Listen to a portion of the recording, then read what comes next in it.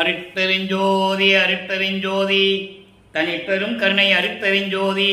எல்லா உயிர்களும் இன்புற்று வாழ்க, வள்ளல் மலரடி வாழ்க வாழ்க, கொல்லாபிரதம் குவள எல்லாம் ஓங்குக, நல்லோ நினைத்த நலம்பெறுக, நன்று நினைத்த எல்லோரும் வாழ்க இசைந்து. உலக மக்களே, அறிவார்ந்த அன்பர்களே, ஆண்மநேய ஒருமைப்பாட்டுடைய அன்பர்களே, அருட்பெருஞ்சோதி ஆண்டவருடைய திருவிளையாடலை பார்த்து கொண்டிருக்கிறோம். அருட்பெருஞ்சோதி ஆண்டவருடைய திருவிளையாடல் திருவொட்பாவிலிருந்து நமது பிள்ளை பெருமானவர்கள் வள்ளற்பமானவர்கள் அருளிய திருவொட்பாவிலிருந்து ஒவ்வொரு திருமுறையிலிருந்தும் ஒவ்வொரு பதிகத்தில் இருக்கின்ற பாடல்களில் இருந்தும் அருட்பெருஞ்சோதி ஆண்டவருடைய திருவிளையாடலை பார்த்து கொண்டிருக்கிறோம்.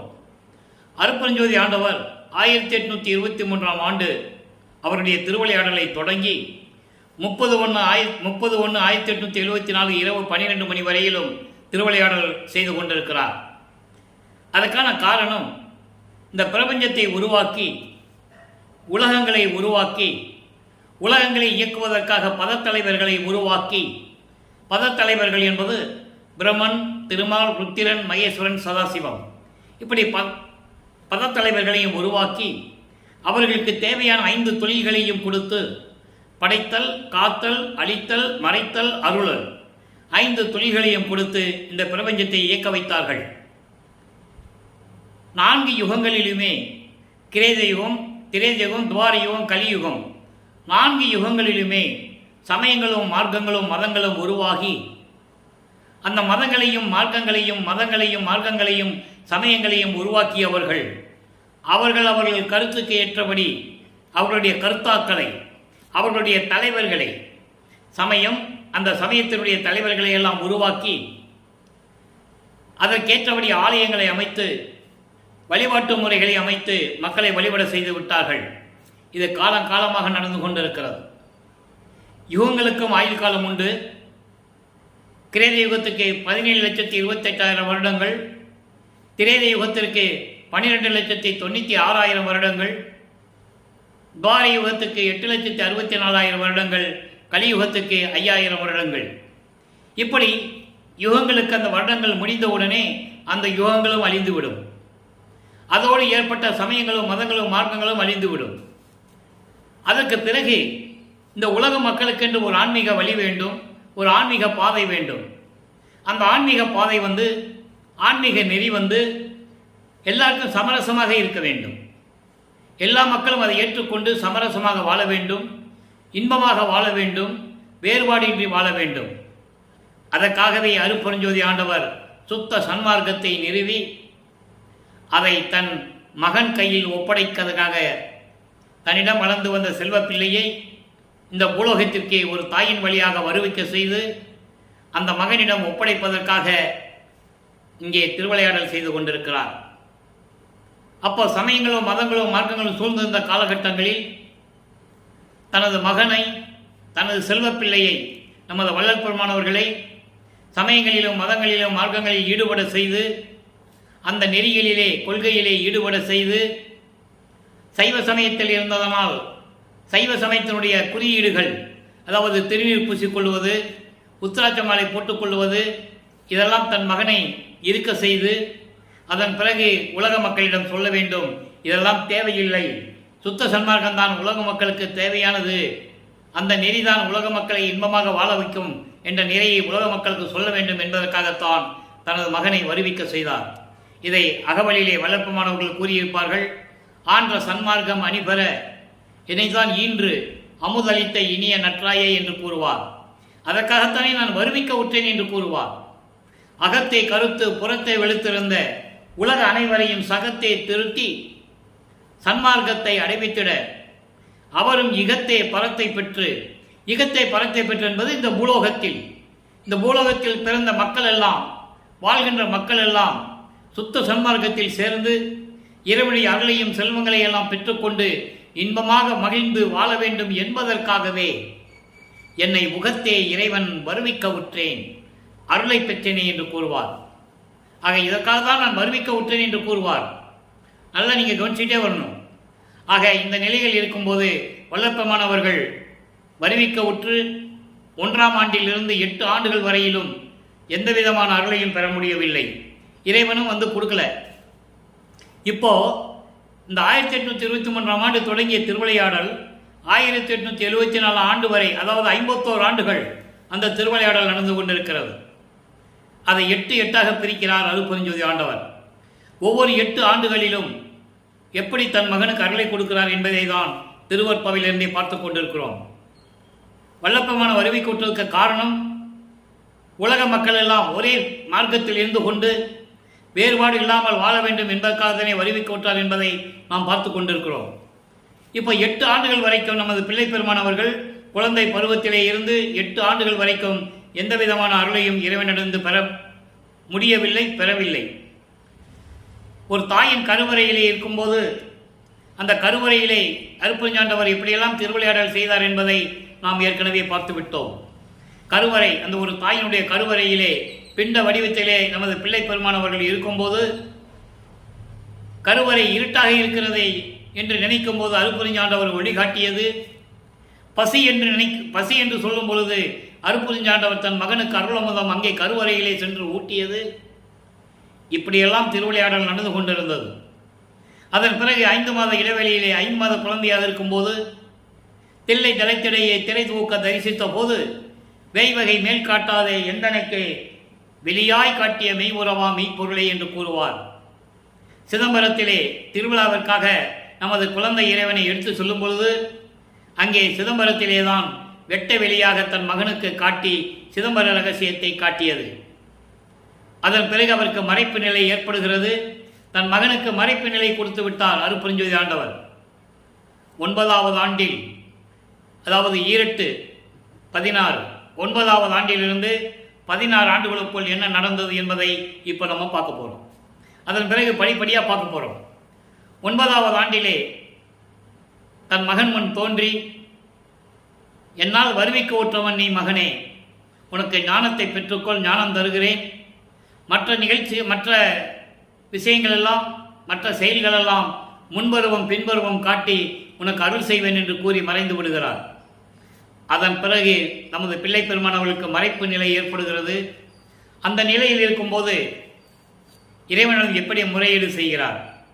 இறைவனால் வருவிக்க உற்றவன் இறைவனுடைய குழந்தை என்று அவருக்கு தெரியும். மற்ற எந்த விஷயமும் அவருக்கு தெரியாது. மறைப்பு நிலை இருந்து கொண்டிருக்கிறது. சமயங்களும் மதங்களும் மார்க்கங்களும் சூழ்ந்திருந்த காலகட்டங்களில் இவர் சைவ சமயத்தில் இருந்ததனால் இவர் வருவிக்கற்ற குடும்பம் சைவ நிலையத்தில் இருக்கின்ற குடும்பம், சைவ குலத்தை சேர்ந்தவர்கள். அதனால் இவர் சிவபெருமானை வழிபட்டுக் கொண்டிருக்கிறார், திருநூறு பூசிக் கொண்டிருக்கிறார், உத்தராட்சக்கோட்டை அதாவது உத்தராட்சரியை கழுத்திலே மாட்டிக் கொண்டிருக்கிறார். இதை நீங்கள் நல்லா புரிஞ்சுக்கணும். ஏன்னா அவர் இருந்துதான் ஆகணும், காலத்தின் கட்டாயம். இப்போ இறைவனிடம் முறையீடு செய்கிறார். திருவருள் முறையீடு 1ஆம் திருமுறை பதிகம் 6, இன்னைக்கு 199வது பாடல். மொத்தம் 232 பாடல்களை கொண்டது திருவருள் முறையீடு. ஒவ்வொரு பாடல்களிலும் எப்படி இறைவன் முறையீடு செய்கிறார் என்பதை நாம் பார்த்து கொண்டிருக்கிறோம். பாடலை நன்றாக கவனியுங்கள், நல்ல மனசில் வச்சுக்கணும். நீங்கள் இப்போ அவர் சைவ சமயத்தில் இருக்கிறார், திருநூறு பூசிக்கொள்ளுவார், உத்தராட்ச மாலையை போட்டுக்கொள்ளுவார், குத்து வழக்கு ஏற்றி சாமி கும்பிடுவார், மந்திரம் சிவாய நம, நமச்சிவாய, ஓம் சிவாய நம சொல்லுவார். இந்த நிலைகள் எப்படி மாறுகிறது என்பதை தான் இன்னைக்கு நம்ம பார்க்க போகிறோம். நல்லா கவனிச்சுக்கிட்டே வாங்க. ஏன்னா அதுக்கு காரணம் உண்டு. 202 ஆண்டுகள் ஆகிறது வல்லப்பமானவர்கள் வருவிக்க விட்டு 202 ஆண்டுகள் முடிவடைய போகிறது. அதே போல அருட்பெருஞ்சோதி ஆண்டவராகி 154 ஆண்டுகள், 152 ஆண்டுகள் முடிந்து 153வது ஆண்டு பிறக்கப் போகுது. இதுவரையிலும் வள்ளல் பெருமானை இறைவனுடைய மகன் என்றும் இறைவன் சுத்த சன்மார்க்கத்தை உலக மக்களிடம் சொல்ல வேண்டும் என்பதற்காகத்தான் இந்த பூலோகத்திற்கு ஒரு தாயின் வழியாக வருவிக்க செய்தார் என்றும் 30/1/1874 இரவு 12 மணியிலிருந்து இந்த பிரபஞ்சத்தை இயக்குவது, 5 தொழில்களை செய்து கொண்டிருப்பது வளர்ப்பமான் என்றும் உலக மக்களிடம் யாரும் கூறவில்லை என்பதுதான் வேதனையான விஷயம். அதை திருவருட்பாவிலிருந்து நாம் பார்த்து கொண்டிருக்கிறோம். நல்லா பார்த்துக்கிட்டே வாங்க. இன்னைக்கு 199வது பாடல் 1ஆம் திருமுறை. இப்போ வல்லப்பமானவர்கள் சிவபெருமான் சொல்லுவார், நமச்சிவாய சொல்லுவார், சிவாய நம சொல்லுவார், திருநீறு பூசிக்குவார், எல்லாம் நடந்துகிட்டு இருக்கு. அதை நீங்கள் மனசில் வச்சுக்கணும். பதியே சரணம், பரமே சரணம், பரம்பரமாம் திதியே சரணம். இங்கே திதி என்பது காக்கக்கூடிய இறைவன் என்று பொருள். திதி என்பது காக்கக்கூடிய பொருள்.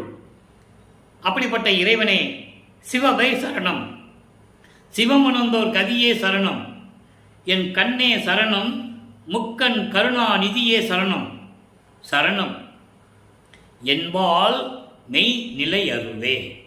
இறைவனை பற்றி சொல்லிவிட்டு, உன்னாலே வருவிக்க உற்று எந்த பலனும் இல்லாமல் நான் தவித்துக் கொண்டிருக்கிறேனே, அதனால் ஏளனங்களையும் ஏளன பேச்சுகளையும் இழிவு சொற்களையும் தாங்கிக் கொண்டிருக்கின்றேனே, இதை போக்குவதற்காக எனக்கு மெய் நிலையை கொடுக்கக்கூடாதா, உன்னுடைய அருளை கொடுக்கக்கூடாதா என்று முறையீடு செய்கிறார். இறைவனை சரணம் சரணம் என்று சொல்லுகிறார். அப்போ இந்த நிலையில் இருக்கும்போது வல்லப்பெருமான் அவர்கள் 9வது ஆண்டிலிருந்து 16 ஆண்டுகளுக்குள் இருந்து கொண்டிருக்கிறார், முறையீடு செய்கிறார். அப்போ 13வது ஆண்டில் ஏற்கனவே ஞானம் பெற்றுவிட்டார். ஞானம் பெற்றுவிட்ட உடனே அவர் மனம் திருவொற்றியூருக்கு செல்ல தூண்டுகிறது. நான் ஏற்கனவே கூறியது போல மனம் தூண்டுகிறது என்று சொல்வதை விட அருட்பெருஞ்சோதி ஆண்டவர் உள்ளத்தை தூண்டி விடுகிறார். என் மகனை திருவொற்றியூருக்கு அழைத்து வா என்று. இவர் முதலாக சென்னை ஏழுகணர் தெருவிலிருந்து திருவொற்றியூருக்கு நடந்து செல்லுகிறார். ஒரு விஷயம் நீங்கள் நல்லா புரிஞ்சுக்கணும். இப்போ வல்லப்பெருமான் எங்கே சென்றாலும் நடந்து தான் செல்லணும், நடந்து தான் போகணும்.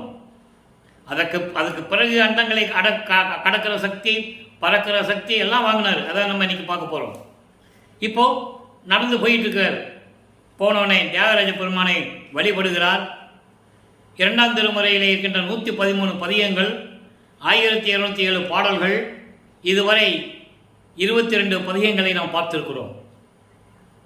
ஒவ்வொரு பதிகத்திலும் இறைவனிடம் எப்படி முறையீடு செய்கிறார் என்பதையும், இங்கே திருவொற்றியூரிலே எந்த விதமான அருளை பெற முடியவில்லையே, ஒருவேளை திருமுல்லை வாயிலுக்கு சென்றால் நம்ம அருளை பெற்று விடலாமா என்று சொல்லி திருமுல்லை வாயிலுக்கு செல்லுகிறார். அங்கே மாசிலாமணி மாசிலாமணி என்று சொல்லி உருகுகிறார். இறைவனை போற்றி பாடுகிறார். எந்த விதமான பலனும் இல்லை. அதன் பிறகு திருவழித்தாயம் என்ற ஒரு இடம் இருக்கிறது சென்னையிலே. அங்கே போய் இறைவனை வேண்டுகிறார். ஒரு பிரயோஜனம் இல்லை. இப்போ 23வது பதிகத்திலே திருசாதன தெய்வத்திரம் என்ற பதியத்தில் இருக்கிற பாடல்களை பார்த்து கொண்டிருக்கிறோம். இன்னைக்கு 4வது பாடல்.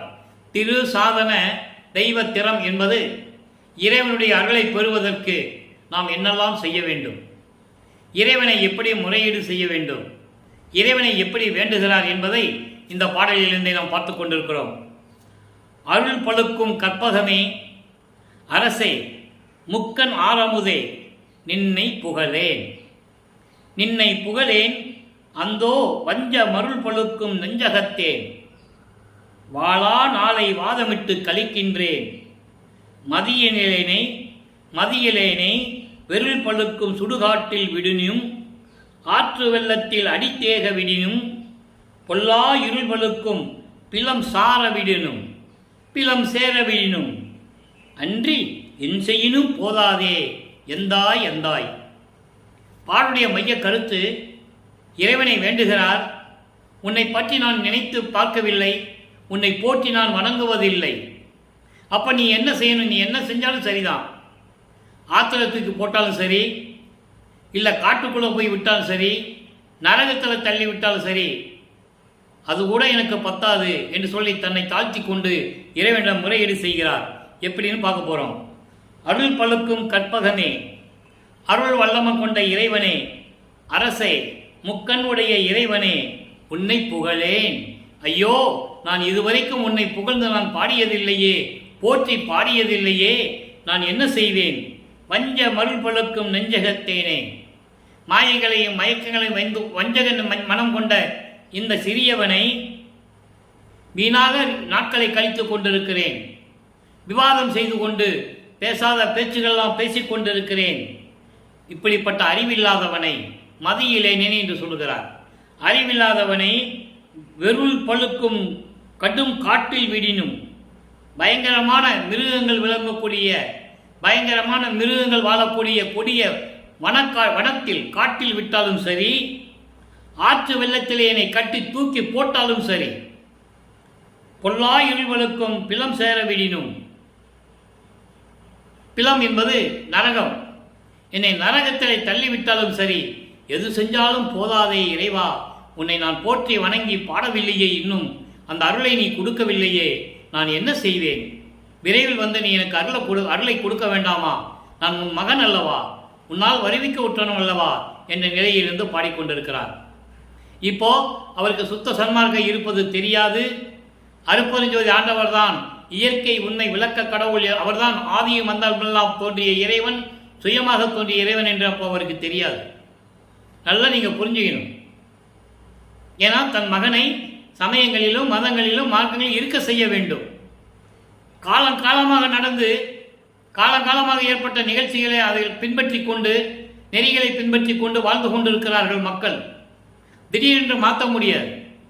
அதனால் இவர் அங்கே இருக்க வச்சு அதில் ஒன்றுமே இல்லைன்னு சொல்ல வைக்கணும். இப்போ வளர்ப்பு மாணவர்கள் 2வது எட்டை கடந்து விட்டார். அதாவது 16 ஆண்டுகளை கடந்து விட்டார். இப்போ 3வது எட்டில் அடி எடுத்து வைக்கும் போது 3ஆம் திருமுறை உருவாகிறது. 3ஆம் திருமுறை என்பது வளர்ப்பு மாணவர்கள் வருவிக்க உற்று 17வது ஆண்டிலிருந்து 24 ஆண்டுகளுக்குள் என்ன நடந்தது என்பதை நாம் இந்த பாடலிலிருந்து பார்த்து கொண்டிருக்கிறோம். 3ஆம் திருமுறை மொத்தம் 19 பதிகங்களை கொண்டது. இதுவரை 16 பதிகங்களை நாம் பார்த்து விட்டோம். 16 பதிகங்களுடைய ஒரு சுருக்கம். இறைவனை போய் தியாகராஜ பெருமானை வேண்டுவது, அதுக்கப்புறம் ஒரு திருமுல்லை வாயில் திருவள்ளித்தாய் போறதில்லை. ஏன்னா ஒரு முடிவுக்கு வந்துட்டார். இனிமேல் அங்கெல்லாம் செல்ல வேண்டிய அவசியம் இல்லை சொல்லி தியாகராஜ பெருமானை மட்டும் வழிபட்டு கொண்டிருக்கிறார். ஒரு பிரயோஜனம் இல்லை. அதன் பிறகு தன்னுடைய மனக்குமுறலை, மனதில் இருக்கின்ற வேதனையை, எப்படியெல்லாம் இவரை ஏளனமாக பேசுகிறார்கள், எப்படியெல்லாம் கிண்டல் செய்கிறார்கள், எப்படியெல்லாம் அவமானப்படுத்துகிறார்கள் என்பதை, தன்னுடைய உள்ள குமுறலை ஒரு நாரையிடம் சொல்லி அனுப்புவார், தூது அனுப்புவார், பலன் இல்லை. அதன் பிறகு கிளிகளை தூது அனுப்புவார், பலன் இல்லை. ஒரு புரட்சி பெண்ணிடம் போய் குறி கேட்பார், பலன் இல்லை. ஒரு ஜோதிடரிடம் போய் ஜோசியம் பார்ப்பார், பலன் இல்லை. அங்கே ஓடுனா தானே, அருட்பெருஞ்சாண்டவர் தனிச்சா தானே முடியும். ஒன்றும் நடக்கலை. இந்த நிலையில் இருக்கும்போது தன்னை தலைவியாகவும் இறைவனை தலைவனாகவும் வர்ணனை செய்து, உள்ளத்தை தோழியாக வர்ணனை செய்து, அதாவது செவிலித்தாய் என்று கூட சொல்லலாம், எப்படியெல்லாம் இறைவனை வேண்டுகிறார் என்று நாம் பார்த்து கொண்டிருக்கிறோம். செவிலித்தாய் தனது வளர்ப்பு மகள் ஒரு ஆணை காதலித்து காதலில் வீழ்ந்து விடுகிறாள். அப்போ ஆணை பற்றி விசாரிக்கிறாள். அந்த ஆண்மகன் எப்படிப்பட்டவன், அவளுடைய காதலன் எப்படிப்பட்டவன், அவருடைய நிலை என்ன என்பதை விசாரிக்கும் போது அவனுக்கு இருக்க இடம் இல்லை, சாப்பாட்டுக்கு வழி இல்லை, உடுக்க துணி இல்லை என்றெல்லாம் உலகிலே எப்படியெல்லாம் சொல்வார்களோ அதே போல இறைவனை பற்றி, சிவபெருமானை பற்றி இவர் சொல்லிக் கொண்டிருக்கிறார். செவிலித்தாய் மகளிடம் சொல்லுகிற போல பாடல்களை பார்த்தோம். இன்று அதற்கு எதிர்ப்பு தெரிவிப்பது, இப்படி செவிலித்தாய் சொல்லுகிறாளே என்று சொல்லி எதிர்ப்பு தெரிவிப்பது, அதற்கு அதாவது மைய கருத்து என்னவென்றால், இறைவன் எப்படிப்பட்டவனாக இருந்தாலும் சரி, அவன் மீது கொண்டுள்ள நான் காதலை, இறைவன் மீது காதல் கொண்டுள்ளேன், அந்த காதலை என்னால் விட முடியாது என்று சொல்லுவது, உலக மக்களுக்கு சொல்லுவது போல இந்த பாடலை நமக்கு அருளியிருப்பார்கள். இதற்காகத்தான் ஒவ்வொரு பாடலிலிருந்தும் ஒவ்வொரு விளக்கத்தை உலக மக்களுக்கு இந்த வள்ளலார் ஊழியன் கூறிக்கொண்டிருக்கிறேன் என்று சொல்லுவதில் பெரும் மகிழ்ச்சி அடைகிறேன். 17வது பதிகம், காதல் சிறப்பு கதுவா மாண்பு. எவ்வளவு அற்புதமான ஒரு தலைப்பு பாருங்க. காதல் சிறப்பு கதுவா மாண்பு. அந்த பதிகத்திலே ஏற்கனவே 10 பாடல்களை பார்த்து விட்டோம். இன்று 11வது பாடல். காதல் சிறப்புனா நீங்கள் என்ன நினச்சிட்டு இருக்கீங்க? மாசு இல்லாதது, குற்றம் இல்லாதது, அன்பு நிறைந்தது, மறக்க முடியாத காதல். அவ்வளவு சிறப்பு, காதலுடைய சிறப்பை அவ்வளவு அழகாக கூறுகிறார். நல்லா கவனிக்கணும். கோதையே மறுவார், கோதையே மறுவார், மால் அயனும் புரியா நெறியார் என்றாலும் சாதே மகிழ்வார், அடியாரை தம்போல் நினைப்பார் என்றாலும் மாதேவருக்கும் மாதேவர் மவுன யோகி என்றாலும் காதே குழலாய் நான் அவர் மேல் காதல் ஒளியேன் கனவினுமே. நான் எப்படி இவன் மேல் காதல் கொண்டுள்ளேன், என்னை போய் அவனை மறக்க சொல்ற. ஏன்னா செவிலித்தாய் சொல்லுவார், கழுத்தில் பாம்பு வச்சிருக்கணும், கொத்துச்சிடும், விஷம் உடைய பாம்பு, கொத்துச்சுன்னா விஷம் ஏறிடுமே உன் மேலே. அவனை கட்டி பிடிக்கணும்னு நினைக்கிறியே, சுடுகாட்டில் போய் மண்டை ஓடுகளை மாலையாக போட்டிருக்கான, எப்படி நீ கட்டுப்பிடிப்ப? ஊர் ஊராக சுற்றிக்கிட்டு இருக்கான், திங்கிறதுக்கு சோறு இல்லை, பிச்சை எடுத்துக்கிட்டு இருக்கான். இருக்க இடையில சுடுகாட்டில் போய் பேய்களோட படுத்து இருக்கிறான், பேய்களோட நடனம் ஆடுறான். அவனை போய் நீ காதலித்து கல்யாணம் பண்ணி என்ன பண்ண போற அப்படின்னு ஒரு செவிலித்தாய் தன் மகளிடம் சொல்லுவது போல எழுதியிருப்பார் 16வது பதிகத்திலே. அதாவது உலக மக்கள் அப்படியெல்லாம் அவரை கிண்டல் பண்ணாங்க, ஏளனம் பண்ணாங்க. அங்கே இருக்கிறவங்க, சுற்றி இருந்தவங்க, நட்பு வட்டாரங்கள், வருவிக்க விட்டதனால் ஏற்பட்ட சொந்தங்கள் எல்லாமே அவரை அந்த மாதிரி தான் பேசினாங்க. அவருடைய நிலை யாருக்கும் தெரியாது, இவரு வெளியே சொல்ல முடியாது, அது இறைவனுடைய கட்டளை, சொல்ல முடியாது. இந்த நிலையில் இருக்கும்போது அவர் பதில் சொல்றாரு, அவன் எப்படிப்பட்டவனாக இருந்தாலும் சரி, அதாவது குற்றங்களே செய்யாதவர், திருமாலும் பிரம்மனும் பார்க்க முடியாத இறைவன். இதுக்கு நிறைய விளக்கங்கள் 4 ஆண்டுகளாக நம்ம கொடுத்துருக்கோம். திருவருட்பாவிலிருந்து ஒவ்வொரு பதிகத்திலிருந்து கொடுத்துருக்கோம். இறைவனுடைய முடியையும் அடியையும் பார்க்கணும்னு சொல்லி பிரம்மன் என்ன பண்ணுறான், அன்னப்பறவை எடுத்து சொல்லுகிறான். திருமால் பன்றி உருவம் எடுத்து அதுக்குன்னே ஒரு அவதாரம் எடுத்தான், வராக அவதாரம். மச்ச கூர்ம வராக வாமன நரசிம்ம பரசுராம. இது கிரேத யுகத்தில் 6 அவதாரங்கள். திரேத யுகத்திலே ராமன் மட்டும் ஒரு அவதாரம். துவார யுகத்திலே கிருஷ்ணனும் பலராமனும் 9 அவதாரங்கள். அதன் பிறகு இறுதியான அவதாரம் கலியுகத்தினுடைய தொடக்கத்தில் அயகிரிவ அவதாரம் என்ற ஒரு அவதாரம் நடந்தது. யாருக்கும் தெரியாது. வல்லப்பமான் தெளிவாக உரைநடை பகுதியிலே நமக்கு அருளி இருக்கிறார்கள். அதெல்லாம் சுத்த சன்மார்க்க காலம் வந்தால் உங்களுக்கு புரியும். அவனுடைய அவதாரங்கள் 10 முடிஞ்சிருச்சுன்ட்டு. ஏன்னா அவனுடைய கதையை முடிக்கணும், அவனுடைய ஆழ்காலம் முடியணும். அதன் பிறகு இவர் தான் பிரபஞ்சத்தை இயக்கணும். அது திருவருட்பாவில் கூறினதை இன்னைக்கு நம்ம பார்க்க போகிறோம். அப்படி பிரம்மனும் திருமாலும் பார்க்க முடியாத இறைவன். சாதையே மகிழ்வார், அழிக்கும் தொழிலை செய்து கொண்டிருக்கின்ற இறைவன். சாதை மகிழ்வார் என்பது அழிக்கும் தொழிலை செய்து கொண்டிருக்கின்ற இறைவன். அவன் அழிக்கும் தொழிலை செய்து கொண்டிருந்தாலும் பரவாயில்லை, அடியார்களுக்கு அருளை கொடுக்கக்கூடிய இறைவன். அடியார்களையும் தன்போல் நினைப்பான். அப்படிப்பட்ட இறைவன் மாதேவருக்கும் தேவர், தேவர்களுக்கெல்லாம் தேவர். அதான் முன்னவா என்று சொல்லுவார். அப்படிப்பட்ட இறைவன் இவன் இறைவன் எப்படிப்பட்டவனாக இருந்தாலும் சரி, அவன் மீது உள்ள காதலை நான் கனவில் கூட என்னால் மறக்க முடியாது என்ற நிலையை இந்த பாடலில் அருளியிருக்கிறார்கள். ஆக 24 ஆண்டுகள் வரைக்கும் நமது பிள்ளை பெருமானவர்கள் இறைவனுடைய அருளை பெற முடியாமல் மனம் வருந்தி, அதாவது மனக்கலக்கத்தில் இருந்து கொண்டிருக்கிறார். என்னாகுமோ ஏதாகுமோ என்று. ஆனால் ஒன்று மட்டும் அவர் உறுதியாக இருந்தார், என்றையாவது ஒரு நாள் இறைவன் நமக்கு அருளை கொடுத்துதானே ஆக வேண்டும் என்ற நிலை இருக்கும்போது 4வது எட்டில் அடியெடுத்து வைக்கிறார். வருவிக்க உற்று 32 ஆண்டுகளுக்குள் என்ன நடந்தது? 24 ஆண்டுகள் வரைக்கும் ஒன்று இல்லை, 3/8 வரைக்கும் ஒன்று இல்லை. 4வது எட்டு தொடக்கத்தில் 4ஆம் திருமுறை உருவாகிறது. அப்போ 27வது ஆண்டில், வருவிக்க உற்ற 27வது ஆண்டில் தனக்கொடி அம்மையாருக்கு திருமாங்கல்யம் பூட்டி, அது ஏற்கனவே ஏற்பட்ட ஒப்பந்தம், விண்ணுலகத்திலே ஏற்பட்ட ஒப்பந்தம் என்பதை நாம் ஏற்கனவே பாடலிலே விளக்கங்களே பார்த்து விட்டோம். எல்லாற்றுக்கும் திருவருட்பாவிலே ஆதாரங்கள் உண்டு, உண்மைகள் உண்டு, யாரும் மறுக்க முடியாது என்பதை நான் பணிவுடன் தெரிவித்துக் கொள்ள கடமைப்பட்டிருக்கிறேன். அப்போ அந்த நிலையில் இருக்கும்போது வெளி உலகத்துக்கு தெரியாது, உலகியல் மக்களுக்கு தெரியாது, தனக்கொடி அம்மையாருக்கே தெரியாது. தாலி கட்டியவுடன், இவர் திருமாங்கல்யம் பூட்டியவுடன் அந்த அம்மாவுக்கு எல்லா நினைவுகளும் வரும். நல்லா ஞாபகம் வச்சுக்கணும் நீங்கள். அப்போது தாலி கட்டும் போது, அந்த திருமணத்தின் போது பிரம்மன், திருமால், ருத்திரன் போன்ற வானவர்களும், முத்தர்களும், தேவர்களும், சித்தர்களும், சத்தர்களும், சக்திகளும் எல்லாரும் வந்து வாழ்த்துகிறார்கள். அதை விளக்கத்தை நம்ம ஏற்கனவே பாடலிலே பார்த்து விட்டோம். அந்த நிலை முடிந்தவுடன் இவர் சமயங்களையும் மதங்களையும் மார்க்கங்களையும் துறக்க வேண்டும். இப்போ அவர் சுத்த சன்மார்க்கம் இருக்கிறது தெரியும், அருப்பெருஞ்சோதி ஆண்டவர் தான் இறைவன் தெரியும்.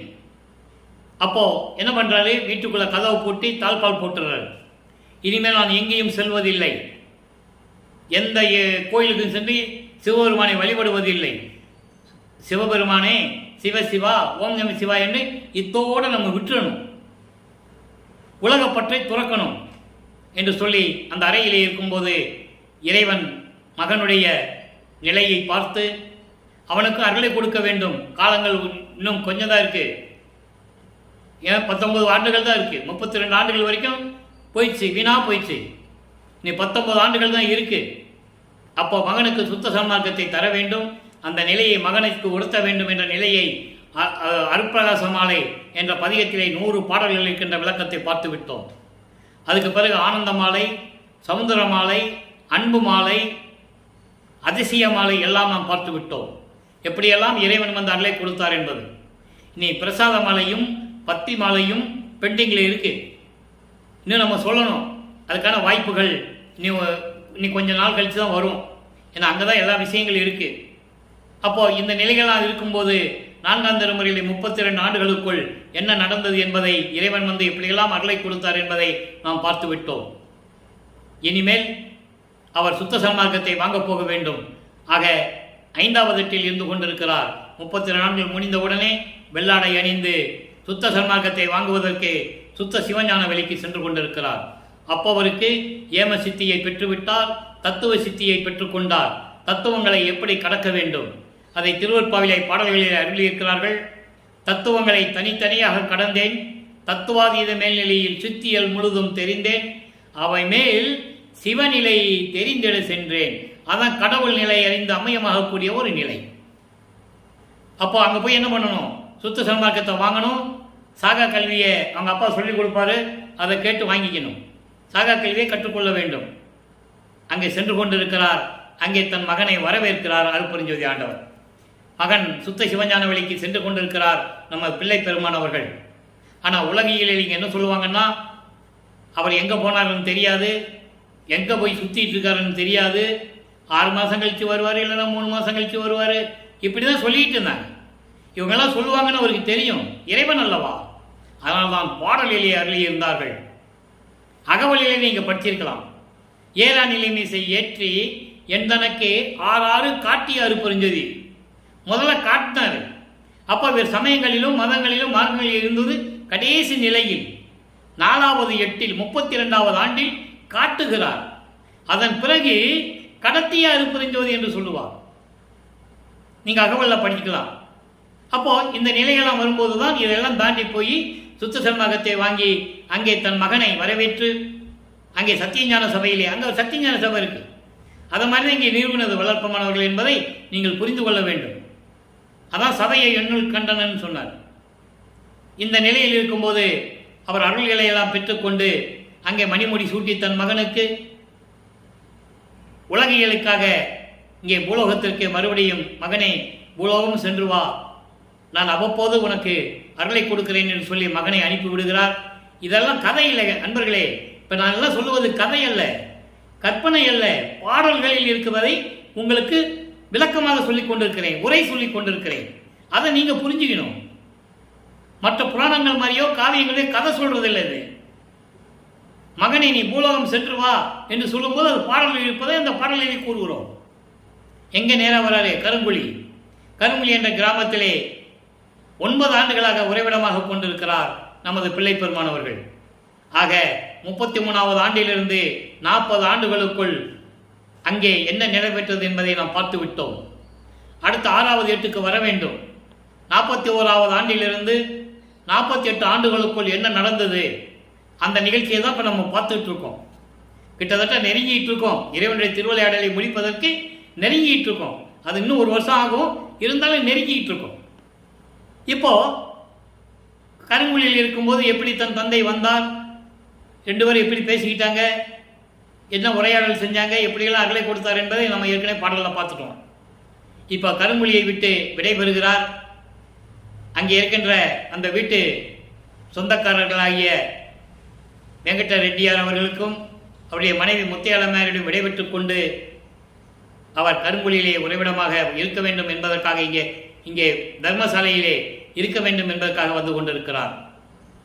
அங்கே இருக்கும்போதே, கருங்குழி இருக்கும்போதே பார்வதிபுரம் மக்களிடம் பேசி அந்த இடத்தை தானமாக பெற்றுக்கொண்டார் வள்ளற்பெருமான் அவர்கள். 30 அதாவது 23/5/1867 ஒரே நாளிலே தர்மசாலையை நிறுவி அணையா அடுப்பை பற்ற வைத்து ஜீவர்களுக்கு பசியாற்றி கொண்டிருக்கிறார்.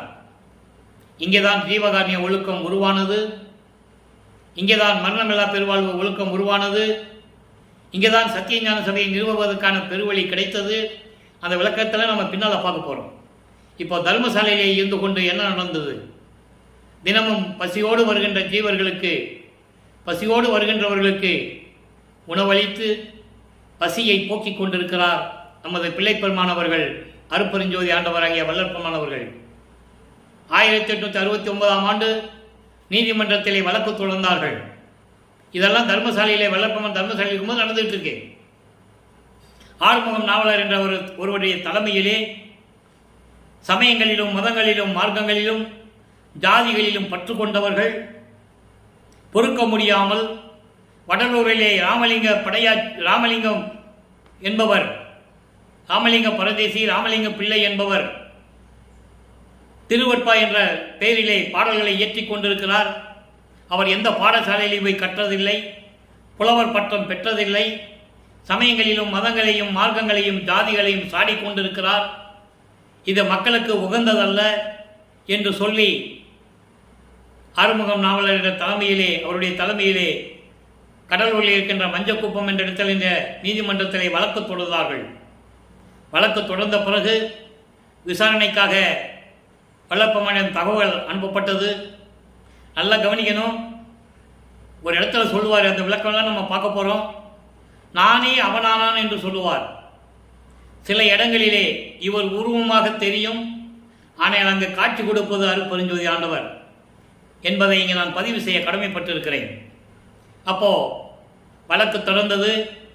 இவர் விசாரணைக்காக சென்று கொண்டிருக்கிறார் நமது பிள்ளைப்பெருமான் அவர்கள்.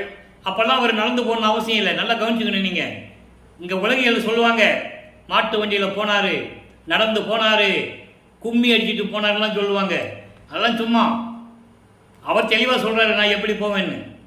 அப்போது அங்கே நீதிமன்றத்திலே அழைக்கிறார்கள். வாதி, வழக்கை தொடுத்தவர் வாதி. அவர் யாரு? ஆறுமுக நாவலர். வாதி வாதி வாதி என்று அழைக்கிறார்கள். அவர் நான் வந்துவிட்டேன் என்று சொல்லி அங்கே கூண்டிலே நிற்கிறார். அங்கே நிற்கிறார். அங்கே அப்போல்லாம் கூண்டெல்லாம் கிடையாதுன்னு நினைக்கிறேன். ஏதோ உட்கார்றதுக்கு ஒரு சேர் மாதிரி ஏதோ போட்டிருப்பாங்க, ஒரு நாற்காலியோ சேர் மாதிரி ஏதோ போட்டிருப்பாங்க. நீங்கள் தான் வாதியா என்று கேட்கிறார் நீதிபதி. ஆமாம் என்று சொல்லுகிறார். இதெல்லாம் நான் ஏன் இந்த விளக்கம் சொல்கிறேன்னா, இது யார் சொல்லி எனக்கு விளக்கம் கிடைத்ததில்லை, இறைவன் சொன்ன விளக்கம் என்று தான் நான் கருதுகிறேன். என உலகியலில் வேறு விதமாக சொல்லுவார்கள். இவர் போனார், எல்லாம் எந்திரிச்சு நின்னாங்க, வழக்கு தள்ளுபடி ஆயிடுச்சுன்னு சொல்லுவாங்க. அதெல்லாம் கிடையாது. பேசிக்காகவே வக்கலாத்து வாங்கி ஒரு எஃப்ஐஆர் போட்டு ஒரு வக்கலாத்து வாங்கி வழக்கை தொடர்ந்தாச்சுன்னா விசாரணை இல்லாமல் அந்த வழக்கு முடியாது, ஆராயாமல் அந்த வழக்கு முடியாது. எந்திரிச்சு நின்னா வழக்கெல்லாம் முடியாது. பிரதிவாதி கோர்ட்டுக்குள்ளே போகும்போது வாதியும் அங்கே இருந்தவர்கள் எந்திரிச்சு நின்னாங்கன்னா கோர்ட்டு அந்த கேஸ் எல்லாம் வாபஸ் ஆகாது. அதை நீங்கள் புரிஞ்சுக்கணும். அது மாற்றி சொல்லப்பட்ட உண்மைகள், அதெல்லாம் செவி வெளிவந்த செய்திகள். அது அப்படி இல்லை. வாதம் நடந்து கொண்டிருக்கிறது. அப்போ வாதியிடம் நீதிபதி கேட்கிறார், ஆறுமுகம் நாவலர் அவர்களே, எந்த வகையில் இது திருவற்பா அல்ல மறுவற்பா என்று நீங்கள் வழக்கு தொடர்ந்திருக்கிறீர்கள் என்ற விளக்கத்தை கூற முடியுமா என்று கேட்கும்போது, இப்படி தான் நடந்திருக்கணும் அங்கே வாதம். நல்லா நீங்கள் புரிஞ்சுக்கணும். அவர் எந்த பாடசாலையிலே போயோ எந்த கல்லூரியிலே போயோ புலவர் பட்டம் வாங்கவில்லை. அவரால் இலக்கியத்தோடு பாடல்களை எழுதியிருக்க முடியாது. அது உண்மையாகவும் இருக்க முடியாது. இரண்டாவதாக அவர் சமயங்களையும் மதங்களையும் மார்க்கங்களையும் சாடுகிறார். மக்களுக்கு தேவையில்லை என்று சொல்லுகிறார். ஜாதி தேவையில்லை என்று சொல்லுகிறார். இதெல்லாம் ஏற்கக்கூடியது அல்ல. மூன்றாவதாக இது திருவற்பா திருமுறை என்று சொல்லக்கூடாது, பாட்டுகள் என்று சொல்ல வேண்டும். அதை எடுத்துக்கோள் காட்டுகிறார். 10 பாட்டு, பிரபந்த பாட்டு, என்னென்னமோ சொல்கிறார். அப்படிதான் சொல்ல வேண்டிய திரட்டு என்று சொல்லலாம், ஆனால் திருமுறை என்று சொல்லக்கூடாது. திருமுறை என்பது 12 திருமுறைகள் தான் திருமுறை, இது சொல்லக்கூடாது என்று அவர் வாதிடுகிறார். அப்போ சரி நீங்கள் அமருங்கள் என்று சொல்லி நமது பிள்ளை பெருமான்களை கூப்பிடுகிறார்கள். அப்பெல்லாம் அவர் அங்கே கிடையாது, கூப்பிடுகிறார்கள். ராமலிங்க பிள்ளை ராமலிங்க பிள்ளை ராமலிங்க பிள்ளைன்னு கூப்பிடும்போது கூட்டத்தில் இருக்கிறார். அதை நீங்கள் புரிஞ்சுக்கணும். இறைவன் அப்படிதான் வருவார். காட்சி கொடுக்கிறார், நீதிபதி எழுந்து நிற்கிறார். அப்போ எல்லாருமே எந்திரிச்சு நிற்கிறாங்க. ஏன் எந்திரிச்சு நிற்கிறீங்க? அதனால கேஸ் தள்ளுபடி ஆயிடுச்சுன்னு அவர் சொல்லலை. நல்லா நீங்கள் புரிஞ்சுக்கணும். அவர் சொல்லலை. எப்படி சொல்லுவார்? நீதிபதி வந்து எல்லாரும் எந்திரிச்சுனாங்கன்னா வழக்கு தள்ளுபடி ஆயிடுச்சுன்னு எப்படி சொல்லுவார்? உடனே நமது இறைவனிடம் பிள்ளை பெருமானிடம் கேட்கிறார், நீதிபதி கேட்கிறார். அவர் சில பாடல்களை எல்லாம் எடுத்துக்காட்டி கூறுகிறார். உடனே இது மக்களுக்கு தேவையானது தான், இது மறுவிற்பா என்று நான் அறிவிக்க முடியாது,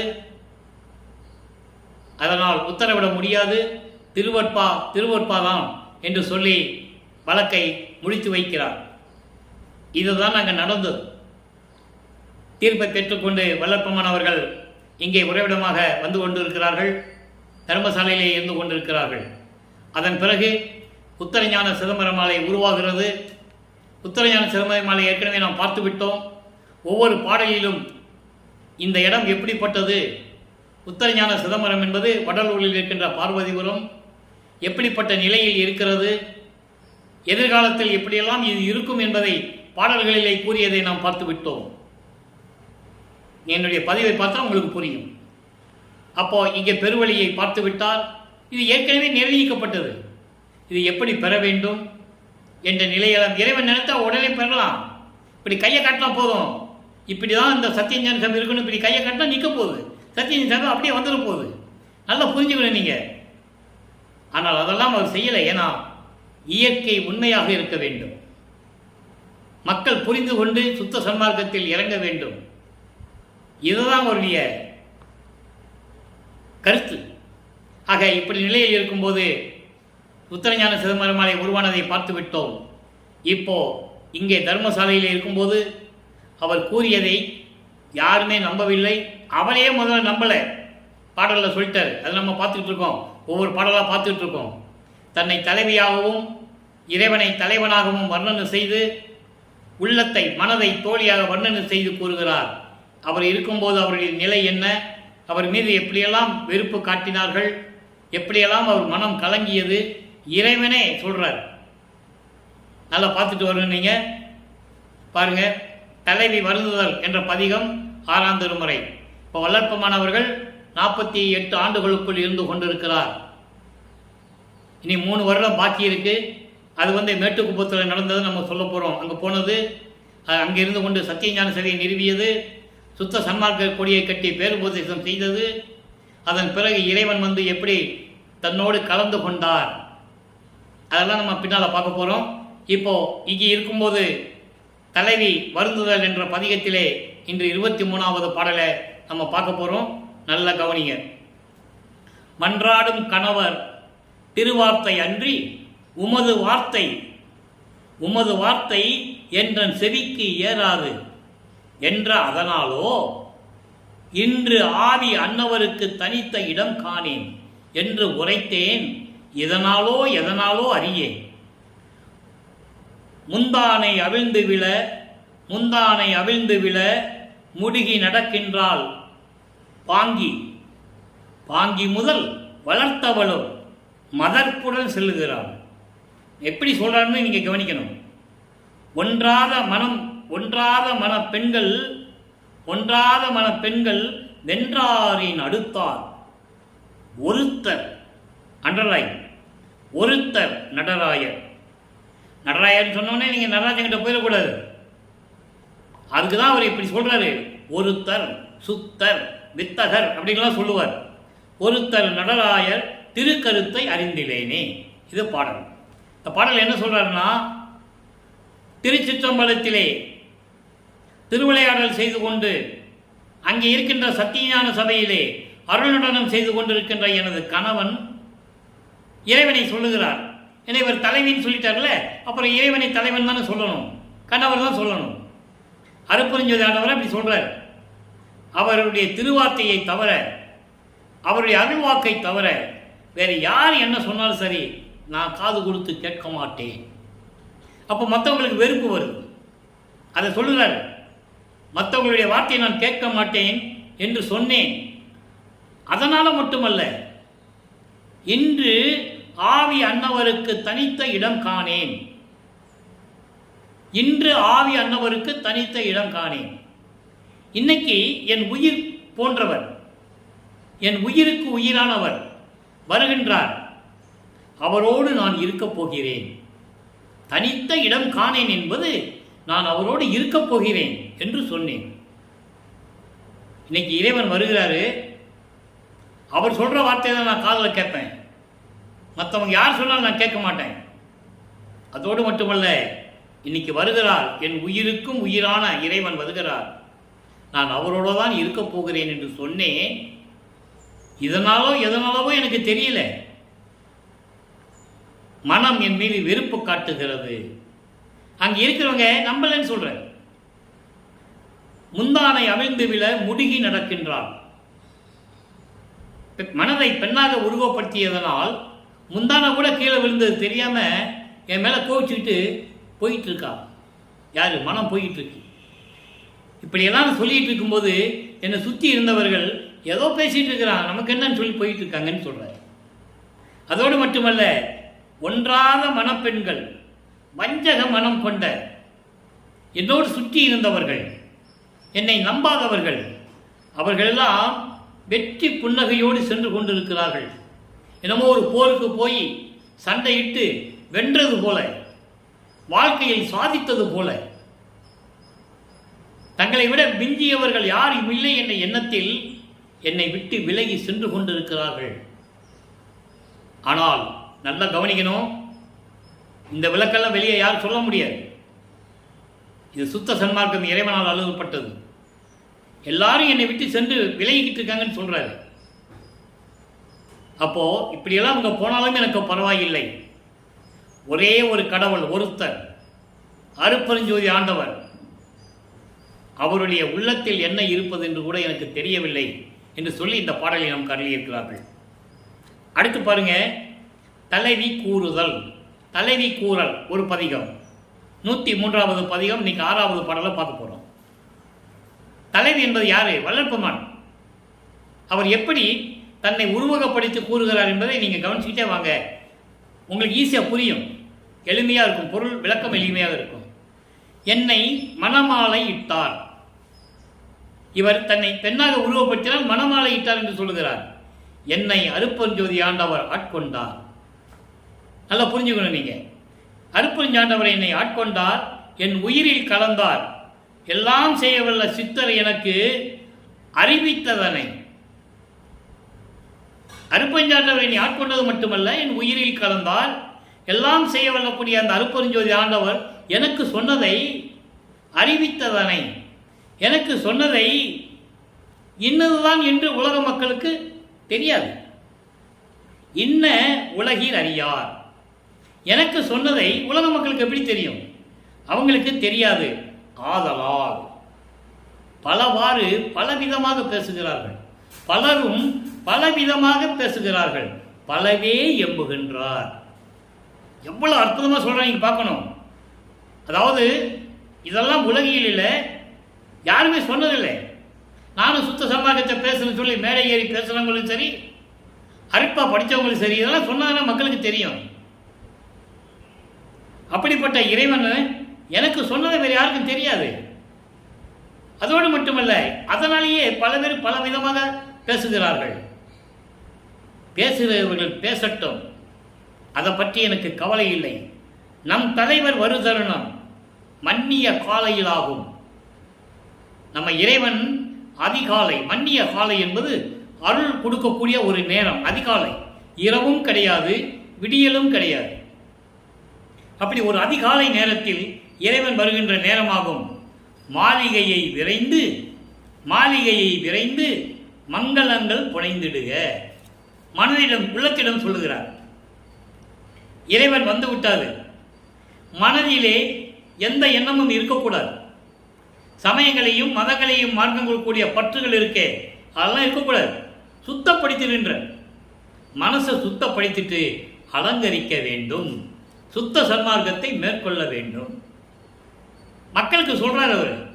மன்னனிடம் சொல்லுவது போல மக்களுக்கு சொல்றாரு. என்னை சுற்றி இருக்கிறவங்க வேலைக்கு போயிட்டே இருக்காங்க, பலவிதமாக பேசுகிறாங்க. பலரும் பேசிட்டு போட்டுமே, அதை பற்றி நமக்கு என்ன கவலை?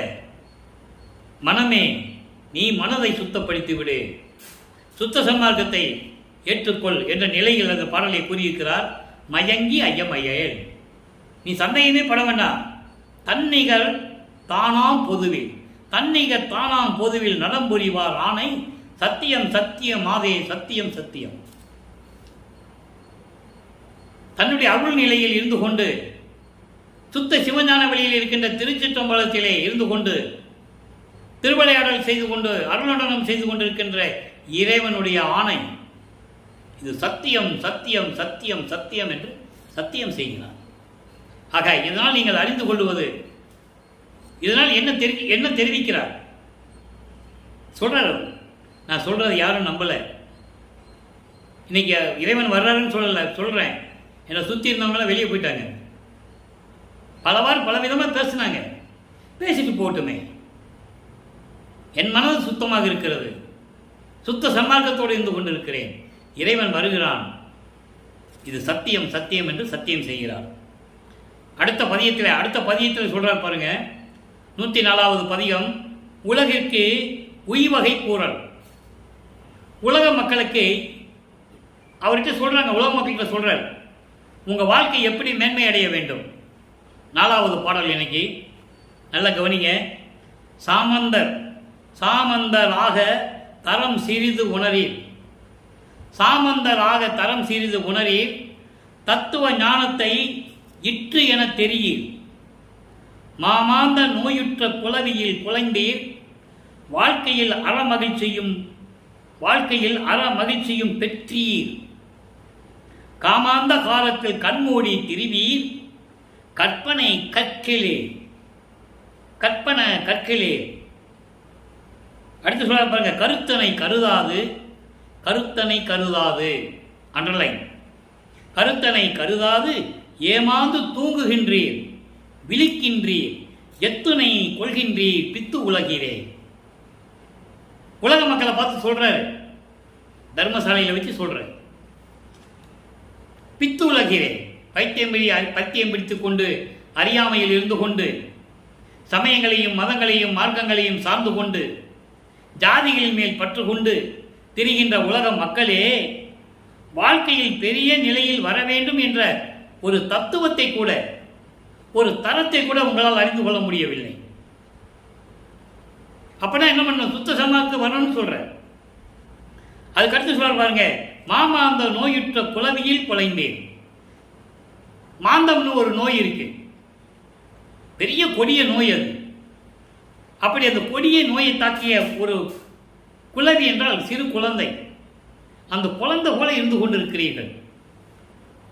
மாமந்தம் நோயுற்ற குழந்தை போல நீங்கள் இருந்து கொண்டிருக்கிறீர்கள். காமாந்த காலத்தில் கண்மூடி திரிவீர். காமம், குரோதம், லோபம், மோகம், மதம், மாச்சரியம், 6 பிண்ட துரிசுகள் இருக்கின்றன, 6 குற்றங்கள் இருக்கின்றன. இதையெல்லாம் சுமந்து கொண்டு கண்மூடித்தனமாக வாழ்ந்து கொண்டிருக்கிறீர்கள். இதெல்லாம் ஏன் சொல்றாருன்னா, சுத்த சன்மார்க்கத்துக்கு வந்துட்டா இதெல்லாம் இருக்காதுன்ற அதை நீங்க புரிஞ்சுக்கணும். இந்த நிலையில் நீங்கள் தெரிந்து கொண்டிருக்கிறீர்கள். கற்க வேண்டியதை நீங்கள் கற்றுக்கொள்ளவில்லை, தெரிய வேண்டியதை தெரிந்து கொள்ளவில்லை. சுத்த சன்மார்க்கம் என்ற ஒரு மார்க்க நெறி இருக்கிறது. கருதனை கருதாதீர். கருத்தன் என்பது அருப்பெருஞ்சோதி ஆண்டவர். சுத்த சன்மார்க்க நெறி என்று ஒன்று நெறி இருக்கிறது.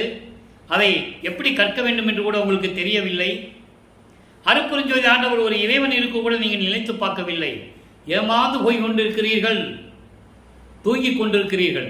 சாப்பிட வேண்டியது, தூங்க வேண்டியது, தூங்கி எந்திரிச்சு வீணாக காலத்தை கழித்துக் கொண்டிருக்க வேண்டியது. எதுதான் உங்களுக்கு துணை என்று நினைத்துக் கொண்டிருக்கிறீர்கள். எத்துணை கொள்கையை பித்துலகிறே. தெளிவாக சொல்கிறார். ஆக சமயங்களிலும் மதங்களிலும் மார்க்கங்களில் இருந்து கொண்டு என்ன லாபத்தை கண்டீர்கள்? உங்கள் தரத்தை நீங்கள் உயர்த்த வேண்டாமா? உங்கள் வாழ்க்கையை செம்மையாக இருக்க செய்ய வேண்டாமா? நரை திரை மூப்பு என்ற நிலையிலிருந்து நீங்கள் நீங்க வேண்டாமா? சுத்த சன்மார்க்க நெறியில் நீங்கள் இருக்க வேண்டாமா? அருப்பெருஞ்சோதி ஆண்டவரை வணங்க வேண்டாமா? இதெல்லாம் செய்தால்தானே உங்களுக்கு இந்த நிலைகளெல்லாம் கிடைக்கும். ஏமாந்து போகிறீர்களே, நானும் சொல்லிக் கொண்டிருக்கிறேன். ஏமாந்து போகிறீர்களே, உண்ணுகிறீர்கள், சாப்பிட்றீங்க, தூங்குறீங்க, தூங்கி எந்திரிச்சு வீணா பொழுத கழிச்சிட்டு இருக்கீங்க. எனவே சுத்த சன்மார்க்கத்தை மேற்கொள்ளுங்கள் என்ற நிலையை உலக மக்களுக்கு தெரிவிக்கிறார். அடுத்து சுத்த சிவநிலை என்ற ஒரு பதியத்தில் பாருங்க, 14வது பாடல். இதுக்கெல்லாம் அவர் சுத்த சன்மார்க்கத்தில் இருந்து கொண்டு எந்த நிலையில் இருந்தார் என்பதை சொல்லணும். தூக்கம் கெடுத்தான். இதுக்கு முன்னால் இப்போ என்ன பார்த்தோம்? தூங்கிக்கிட்டு இருக்கீங்க, சாப்பிட்டுக்கிட்டு இருக்கீங்க, வீணா பொழுத கழுகிட்டு இருக்கீங்கன்னு சொல்கிறாங்கல்ல, அதுக்கு பதில் இங்கே கிடைக்குது. சுத்த சிவநிலையில் 14வது பாடல். தூக்கம் கெடுத்தான், சுகம் கொடுத்தான், என் உள்ளத்தே ஏக்கம் தவிர்த்தான், இருள் அறுத்தான், ஆக்கம் மிக்க தந்தான். ஆக்கம் மிக்க தந்தான். யாருங்க சொன்னாங்க? இந்த பிரபஞ்சத்தில் கோடான கோடி பேர்கள் உருவானவர்கள், முத்தர்கள், சித்தர்கள், முத்தி அடித்தவங்க, சமாதி போனவங்க, ஜீவசமாதி அடைஞ்சவங்க நிறைய பேர் இருந்தாங்கல்ல. யார் சொன்னது? அவங்க நிலைக்கு அவங்க இருந்தாங்க, அருளை பெற்றார்கள், போயிட்டாங்க, அவ்வளோதான், முடிஞ்சு போச்சு. ஆக்கம் மிக்க கொடுத்தான், மிக்க தந்தான், என்னை ஈன்ற தந்தையே. இதுதான் முக்கியமான வரி. அங்க என்னை ஈன்ற தந்தையே, நீயே என் தந்தை அருளுடையாய், என்னை நேர்ந்து பெற்ற தாயே என்று சொல்லுவார். அதை ஏன் சொன்னாரு? எனக்கு தாயும் தந்தையும் அவன்தான். அவன் அருளால் நான் உண்டானவன், வறுமிக்க உற்றவன். தெளிவாக சொல்லிட்டாரா? என்னை ஈன்ற தந்தையே என்று அழைக்க வந்தான் என் அப்பன் மகிழ்ந்து. தூக்கம் கெடுத்தான், வீணாக தூங்கிக் கொண்டிருப்பதை நீக்கினான், சுகம் கொடுத்தான், பேரின்பத்தை கொடுத்தான், என் உள்ளத்தில் இருக்கின்ற ஏக்கங்களை எல்லாம் தவிர்த்தான், இருள் அறுத்தான், அறியாமையை நீக்கினான், சமயங்களிலும் மதங்களினுடைய மார்க்கங்களுடைய நெறிகளை எல்லாம் நீக்கினான், எல்லா பற்றுகளையும் துறக்க செய்தான், துறந்து விட்டேன், ஆக்கம் மிக்க தந்தான், எல்லா அருளையும் அந்த அருளையை செயலாற்றக்கூடிய செயல்களையும் எனக்கு கொடுத்தான் என் அப்பன். வா என்று சொன்னேன், வந்தான், மகிழ்ந்து கொடுத்தான். இதுதான் சுத்த சிவநிலை. அடுத்து பாருங்க, 110 தனித்திராளங்கள்ல ஒரு பாடல். அங்கே 14வது பாடல் நல்லா கவனிக்கணும். 106வது பதியத்தில் சுத்த சிவநிலையில் 14வது பாடலில் என்ன சொன்னாலும் பார்த்துட்டோம். இப்போ தனித்திராளங்கள்ல 14வது பாடலில் என்ன சொல்றாரு? லிங்க் இருக்கு ஒவ்வொரு பாட்டுக்கும். கிழக்கு வெளுத்தது, கருணை அருட்ஜோதி உதயம் கிடைத்தது, எனது உள்ள கமலம் கிளர்ந்தது, எனது அகத்தே சடக்கு வெளுத்தது, சாதிய ஆச்சரமம் ஆசாரம், சாதிய ஆச்சரமம் ஆசாரம், சமய மதம் ஆச்சாரம் என சண்டையிட்ட கலக வழக்குகள்லாம் தீர்ந்தது. சொல்லிட்டாரா? அங்க என்ன சொன்னாரே? தூக்கம் கெடுத்தான், சுகம் கொடுத்தான். அதுக்கு விரிவான விளக்கம் மக்களுக்கு சொல்லணும். கிழக்கு வெளுத்தது. கிழக்கு வெளுத்ததுன்னு என்ன அர்த்தம்? இருள் நீங்கியது. அருப்பெருஞ்சோதி உதயமானது, இருள் நீங்கியது. அதை நீங்க புரிஞ்சுக்கணும். கிழக்கு வெளுத்ததுன்னா சூரியன் உதித்தது, அதனால கிழக்கு வெளுத்தது, பகல் வந்துச்சுன்னா சொல்லக்கூடாது.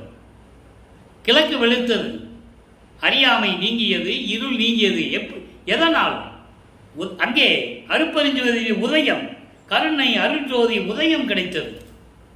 அது எனக்கு கிடைத்ததனால் எனக்கு இருந்த அறியாமை நீங்கியது. அடுத்து சொல்ற பாருங்க, எனது உள்ள கமலம் கிளர்ந்தது. உள்ள கமலம் என்பது இதயம். உள்ள கமலம் இதய தாமரை என்று கூறுவார்கள். இதயம் மகிழ்ச்சி அடைந்தது, எனது அகத்தே சலக்கு வெளுத்தது, அநீதியெல்லாம் நீங்கியது. அநீதியெல்லாம் நீங்கியது, சமயங்களும் மதங்களும் மார்க்கங்களில் கூறப்பட்ட எல்லாவற்றையும் நீங்கியது. சாதி, ஆசிரமம், ஆச்சாரங்கள், சமயங்கள், மதங்கள் என்று சண்டையிட்ட அந்த கலக வழக்கு எல்லாம் வெளுத்தது. எல்லாம் நீங்கி விட்டது. எல்லாம் முடிஞ்சு போச்சு. பலவாம் பொய் நூல் கற்றவர்தம் மனம் வெளுத்தது. அதையும் சொல்லிட்டாரா? பலவாம் பொய் நூல், திருவற்பாவை தவிர அத்தனை நூல்களும் பொய் நூல் என்று கூறுகிறார். அதற்கான ஏதான பாடல்கள் இருக்குது. எல்லாம் போட்டு குப்பையா போட்டு கொளுத்தணும்னு கூட சொல்றார் ஒரு பாடல்ல. திருவற்பாவில் இருக்கு. அப்படி பொய் நூல்கள் கற்றவங்க இருக்கிறாங்களே, படித்தவங்க எப்படியெல்லாம் பேசியிருப்பாங்க, உலக மக்களை ஏமாத்திருப்பாங்க. எல்லாம் வெளுத்துருச்சு. தெளிவாக சொல்லிட்டாரு. எல்லாம் பொய்ன்னு வெளுத்துருச்சு. வாய் வெளுத்து வாய் உற வாதித்த முழக்கு வெடித்தது. எப்படியெல்லாம் ஆரவாரம் செய்தார்கள். பொய் நூல்களை கற்றுக்கொண்டு, பொய்யான நூல்களை கற்றுக்கொண்டு, உலக மக்களை ஏமாற்றிக்கொண்டு, எப்படியெல்லாம் வாய்க்கு வந்தபடி பேசிக்கொண்டு ஆரவாரம் செய்தார்கள். எல்லாம் வெளுத்து விட்டது. எல்லாம் வீணாகி விட்டது. எல்லாம் மறைஞ்சிருச்சு. சிவமே பொருள் என்னும் சன்மார்க்க முழு நெறியில் பரநாத முரசு முழங்கியதே. சொல்லிட்டாரா? எல்லாம் முடிஞ்சு போச்சு. காரணம் என்ன? சுத்த சன்மார்க்கம் உதயமாகிவிட்டது. சமயங்களிலும் மதங்களிலும் மாற்றி சொன்ன வழிபாடுகள் ஒழிந்து விட்டது. அருப்பஞ்சோதி ஆண்டவர் வந்து விட்டார். சுத்த சன்மார்க்கம் புலங்கி விட்டது. முரசு கொட்டியது. தெளிவாக சொல்லிட்டாரு. அதை சொல்லுவாருங்க. பொறித்த மதம் சமயம் எல்லாம் பொய்யே என்று சொல்லுவார். எங்க ஞானசரியிலே. ஞானசரிக்கு நம்ம விளக்கம் கொடுக்கணும். பெண்டிங்கில் இருக்கு, பாக்கி இருக்கின்றது. ஏன்னா அதை அங்கே மேட்டுக்குப்பத்தில் அந்த நிகழ்ச்சியை சொல்லும்போது ஞானசரியை சொல்லுவேன். அங்கே சொன்னதான் ஞானசரியை.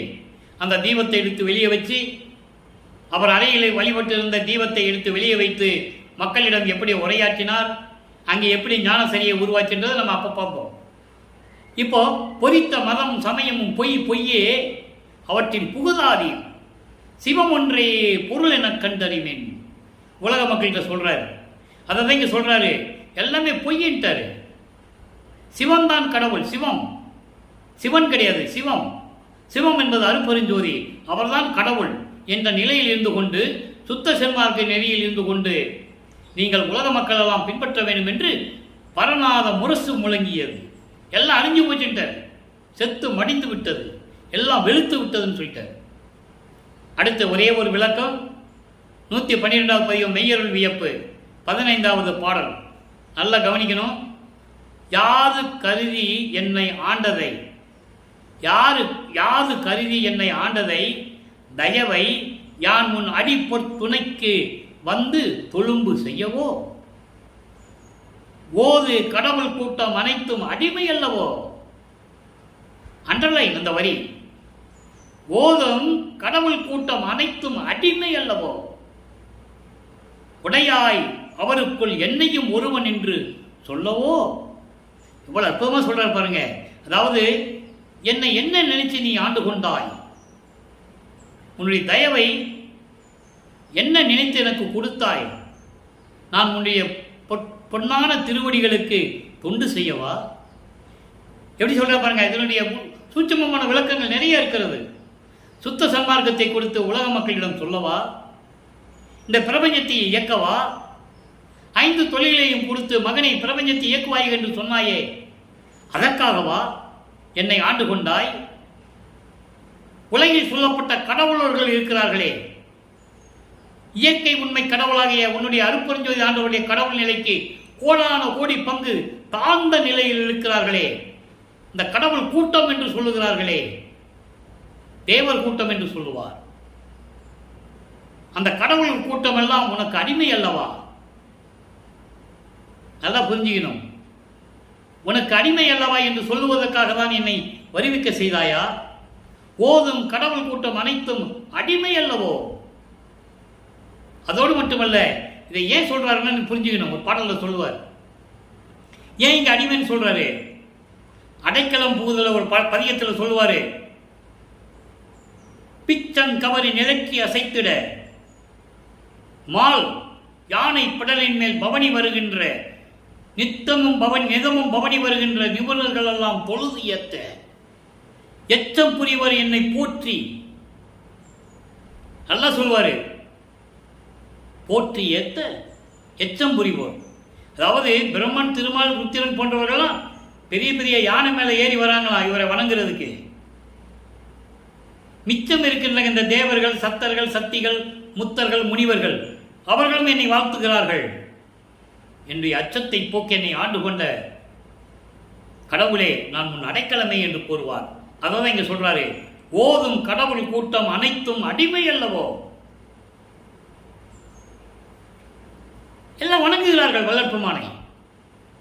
அப்படிப்பட்ட ஒரு இறைவனை, அருட்பெருஞ்சோதி ஆண்டவரை நல்லா கவனிச்சுக்கினீங்க. வல்லப்பமான அருட்பெருஞ்சோதி வேற வேற இல்லை, அதனுடைய உண்மையான நிலையை நம்ம இன்னும் பார்க்க போறோம். எல்லாரும் வந்து வணங்குகிறார்கள். வாலி என்று என்னை வந்து மால் அயன் ஆதியோர் துதித்து ஏத்த புரிந்தாய். வந்துச்சா? இருநிதிய திருமகளிர் இருவரும் என்னை வணங்கி, இருநிதிய திருமகளிர் யாரு? லட்சுமி சரஸ்வதியும்.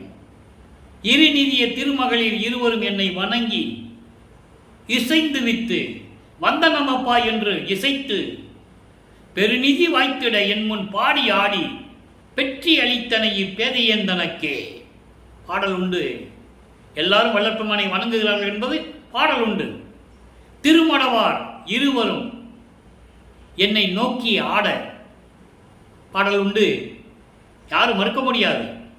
இப்படிப்பட்ட நிலையில் இருக்கின்ற வல்லற்பெருமானை ஒரு சாதாரண மனிதனாக வென்று சித்தரித்துக் கொண்டிருக்கிறார்கள்.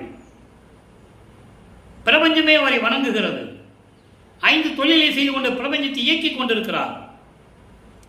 அவர் அருட்பெருஞ்சோதி ஆண்டவன். அவர் இவன் அவனாகிவிட்டான் என்று சொல்லுவார். நான் தானானான், தான் நானானான், நானும் தானுமானோம். 2 பேரும் ஒண்ணுதான் சொல்றார். அப்ப அவர் எப்படி சொல்லணும்? இறைவன் என்று சொல்ல வேண்டும். ஐயான் சொல்றது, துறவின் சொல்றது, சாமின் சொல்றது, இப்படியே சொல்லி சொல்லி அவருடைய இறைநிலையை மறைத்து விட்டார்கள் என்பதுதான் உண்மை. அதுதான் சத்தியம். ஆக இப்படியெல்லாம் தேவர்கள்லாம் உனக்கு அடிமை மகனே என்று சொல்லுவதற்காக என்னை அணைத்துக் கொண்டாயா? பிரபஞ்சத்தை இயக்கும் மகனே என்று கட்டளையிட என்னை அணைத்துக் கொண்டாயா? இப்படியெல்லாம் சொல்லி பாடல்களை நமக்கு அருளியிருக்கிறார்கள். எனவே அன்பர்களே, நீங்களும் சுத்த சன்மார்க்கத்தில் இணைந்து கொண்டு அருட்பெருஞ்சோதி ஆண்டவரை வணங்கி ஜோதி வழிபாடை ஏற்றுக்கொண்டு கொலையும் புலையும் தவிர்த்து இறைவனுடைய அருளையும் செல்வங்களையும் எல்லாம் பெற்றுக்கொண்டு நீங்கள் வாழ்வாங்கு வாழ வேண்டும் என்ற வாழ்த்தி இந்த வள்ளலார் ஊழியன் விடைபெறுகிறேன். மீண்டும் நாளை சந்திப்போம். நன்றி, வணக்கம். நாளையும் இறைவனுடைய திருவிளையாடல் தொடரும். கண்டு மகிழ்ந்து இறைவனுடைய அருளை பெற்றுக் கொள்ளுங்கள். அருட்பெருஞ்சோதி, அருட்பெருஞ்சோதி, தனிப்பெருங்கருணை அருட்பெருஞ்சோதி.